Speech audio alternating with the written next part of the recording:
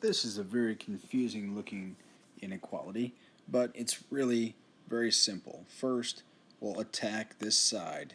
Negative 5 is less than x plus 3 divided by negative 2. So the first step to clearing out that fraction would just be to multiply both sides by 2. So I'm going to multiply both sides by negative 2 rather. And I'll multiply this side by negative 2. And so on the right, the negative 2's will cancel. And on the left, I'll get a positive 10. The trick is to make sure that you remember to flip this sign. Because I've multiplied by a negative 2, I have to flip the sign around. And I'll get 10 is greater than x plus 3.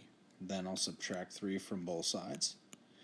And I'll get x is less than 7. I'll come over here to my number line. And let's say that I have 7 here in the middle. Let's zoom in just a little bit. Let's say I have 7 here in the middle. It says x is less than 7, so open circle, going to the left is x is less than 7. So then over here, let's solve the other part of this thing. The other part is this, x plus 3 divided by negative 2 is less than negative 3. So I'll do this one in blue. First, again, we'll multiply both sides by negative 2 to clear out that fraction. And so on the right, we're going to get a positive number. And on the left, these negative 2's will cancel. But I got to remember to flip the sign because I've multiplied by a negative 2.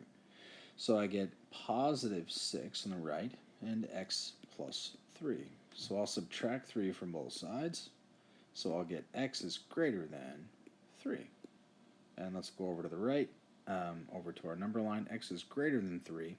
So let's say this is 6, 5, 4, and 3. X is greater than 3 means open circle, going to the right. So all of the solutions to this inequality exist in this area, between the two open circles. So for example, 5 would be a solution to this double inequality. The two inequalities have to be true at the same time. So over here, there is no solution. That's not it. There's no solution over here. It only has solutions in this region in the middle.